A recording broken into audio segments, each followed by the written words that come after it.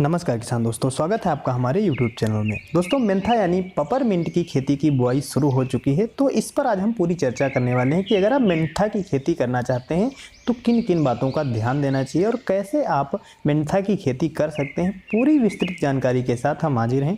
Video में अंत तक बने रहिए ताकि आपको पूरी जानकारी मिल पाए। वीडियो को स्किप मत करिए। अगर पसंद आए तो लाइक भी करना और अपने दोस्तों को भी शेयर कर देना।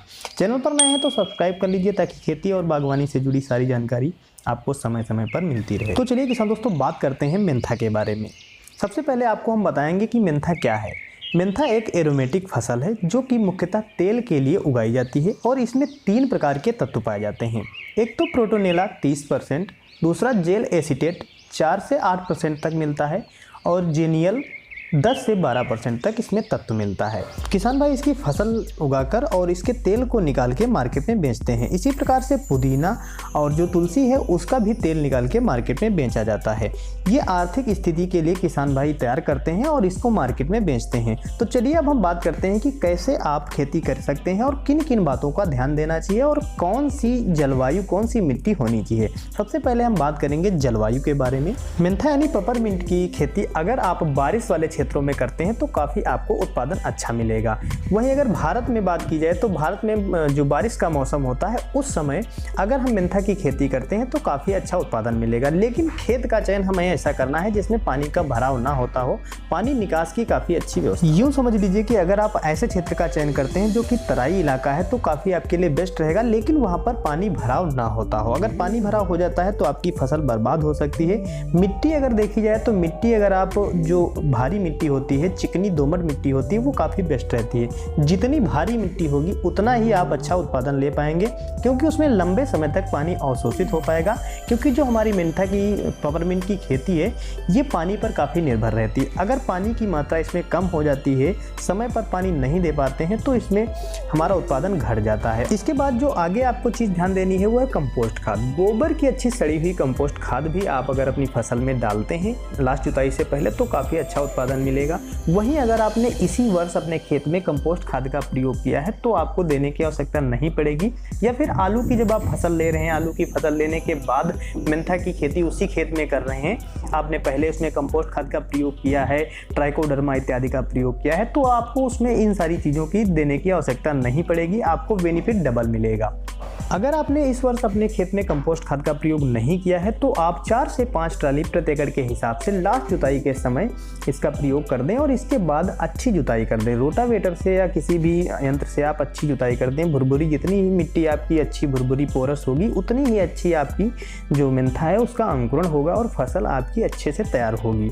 अगर आप रासायनिक खेती पर ही डिपेंडेंट हैं, आप रासायनिक उर्वरकें देना चाहते हैं तो उसमें आप लास्ट जुताई के समय NPK 12-32-16 दे सकते हैं। चाहें तो आप SSP यानी सिंगल सुपर फास्फेट भी आप मिला सकते हैं। 45 से 50 kg NPK ले लेनी है और 60 से 70 kg आपको सिंगल सुपर फास्फेट ले लेनी है। इस तरह से आप लास्ट जुताई के समय इन उर्वरकों को दे करके भी आप बुआई कर सकते हैं। बुआई के साथ साथ आप किसी भी उर्वरक का प्रयोग ना करें। अगर करना चाहते हैं तो फंगीसाइड कीटनाशक का प्रयोग कर सकते हैं।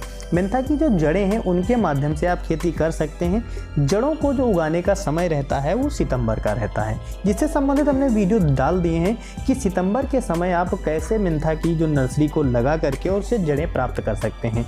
ये जो आपको नर्सरी दिखाई दे रही है ये हमने सितंबर में उगाई थी, जो कि आज जो जड़ों के योग्य हो गई है, जड़ें निकालने वाली हो गई। तो इसमें कि अब हम खुदाई करके जड़ें निकाल के और इसकी अब हम बुआई जनवरी में करने वाले हैं।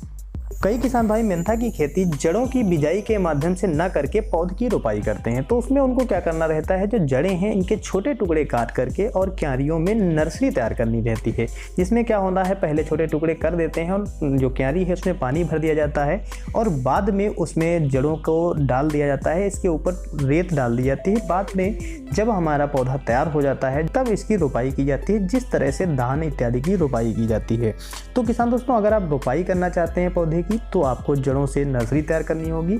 अन्यथा आप जो सितंबर में हमने बताई है जो जड़ें हैं इनकी बिजाई करनी होगी, जो कि आपको जनवरी के मध्य इनकी जड़ें तैयार हो जाएंगी। इनकी खुदाई करके छोटे छोटे टुकड़े अगर आप चाहें तो चारा मशीन में भी इनके टुकड़े कर सकते हैं। फिर आप इसकी लाइन से लाइन पर बुआई कर सकते हैं।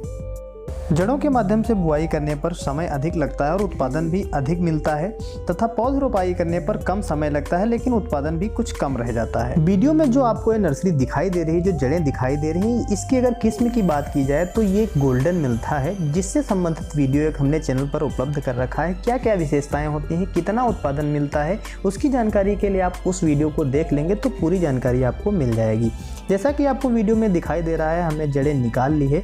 अच्छी खुदाई करने के बाद जितनी भी जड़ें निकलती हैं उनको एकत्रित करने के बाद हम उनके छोटे टुकड़े करेंगे। छोटे टुकड़े करने के बाद खेत तैयार है हमारा, और खेत में अब हम इसकी बिजाई करेंगे। खेत में बिजाई लाइन से लाइन के करनी है, और लाइन खींचने के लिए आपको क्या करना है, किसी भी आप साइकिल इत्यादि की सहायता से लाइनें बना सकते हैं, या फिर आप कोई भी रस्सी ले लें और रस्सी की सहायता से आपको लाइन बना लेनी है। लाइन खींचने के बाद आप कुदाल इत्यादि की सहायता से उसमें गहरी नाली बनाकर और उसमें बीज की बिजाई कर सकते हैं। इसके अतिरिक्त आप चाहें तो किसी भी साधन का, किसी भी यंत्र का प्रयोग कर सकते हैं, और जो लाइन आपकी बनेगी उस लाइन में आपको सही ढंग से बीज डालना है। जैसा कि किसान दोस्तों आपको वीडियो में दिखाई दे रहा है, हमने लाइनों के माध्यम से नालियाँ बनाकर बीज की बिजाई कर ली है, और अब हम उसको पैरों के माध्यम से मिट्टी को ढक रहे हैं। पैरों के माध्यम से ढकने से फायदा ये रहता है कि मिट्टी पोरस बनी रहती है, सारा का सारा बीज मिट्टी से ढक जाता है और जल्दी ही अंकुरित होता है।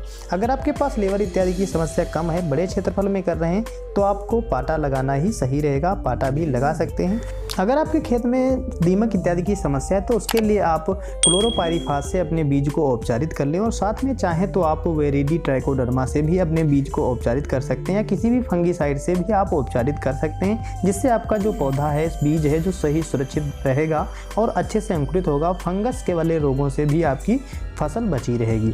अब हम बात करेंगे लास्ट, यानी उर्वरक कौन सी देनी चाहिए, कैसे देनी चाहिए, जिससे आप अधिक उत्पादन ले पाएँ और तेल की मात्रा आप बढ़ा पाएँ। जैसा कि किसान दोस्तों हमने आपको पहले ही बताया है कि यह एक ऐसा पौधा है जिससे तेल निकालकर और इसको मार्केट में बेचा जाता है। तो इसका जो मेन उत्पादन डिपेंड करता है वे पौधे के विकास पर। अगर पौधा आपका अच्छे से विकास करेगा, ग्रोथ करेगा, तभी आप अच्छी उपज ले पाएंगे। तो इसके लिए आपको क्या करना है, जब आपका पौधा वनस्पतिक क्रिया कर रहा हो, यानी पौधे का विकास हो रहा हो, तब आपको अधिक से अधिक घुलनशील उर्वरकों का प्रयोग करना है, जिसमें आपकी लागत भी कम लगेगी और उत्पादन भी काफ़ी आपको अच्छा मिलेगा। घुलनशील उर्वरकों में आप NPK 19-19-19, 18-18-18, 20-20-20 इत्यादि का प्रयोग कर सकते हैं। काफ़ी अच्छी ये ग्रोथ करती हैं पौधे की। और इसके अतिरिक्त अगर आप चाहें तो जो यूरिया है और जिंक है, इसका भी आप स्प्रे कर सकते हैं। 2 kg प्रति एकड़ के हिसाब से आप यूरिया ले सकते हैं। इसके साथ में आप 200 ग्राम चिलेटेड जिंक भी मिला सकते हैं। इसका स्प्रे करने के लिए आपको 300 लीटर पानी लेना है और 1 एकड़ में आपको स्प्रे करना है। वहीं आप घुलनशील उर्वरकें जो हमने आपको NPK 19-19, 18-18 और 20-20 बताई है, इसका अगर आप स्प्रे करते हैं तब भी आपको 15-15 दिन के अंतराल पर स्प्रे करना है। और खासकर जब आपकी अच्छी ग्रोथ हो रही हो तब आपको ये यूरिया वाला घोल का प्रयोग करना है, जो कि आपकी जब इतनी बड़ी फसल हो जाए, जितनी बड़ी आपको स्क्रीन में दिखाई दे रही है, तब आपके लिए बेस्ट रहता है। जो अंतिम आपको सिंचाई करनी है उसके बाद आपको यूरिया देनी है। इसके बाद जब आपकी मिट्टी सूखने लगे तभी आपको कटाई करके पिराई करनी है, जिससे आपको अधिक उत्पादन मिलेगा। तो दोस्तों ये सारी जानकारी थी मेंथा की खेती पर जो हमने आपको बताई है। जानकारी कैसी लगी कमेंट में ज़रूर बताइए। वीडियो पसंद आया हो तो लाइक करें, शेयर करें। चैनल पर नए हैं तो सब्सक्राइब कर लें, ताकि खेती और बागवानी से जुड़ी जानकारी आपको समय समय पर मिलती रहे। मेंथा की अतिरिक्त जानकारी से संबंधित वीडियो आपको जल्द ही चैनल पर मिलने वाले हैं, तो सब्सक्राइब करें। धन्यवाद।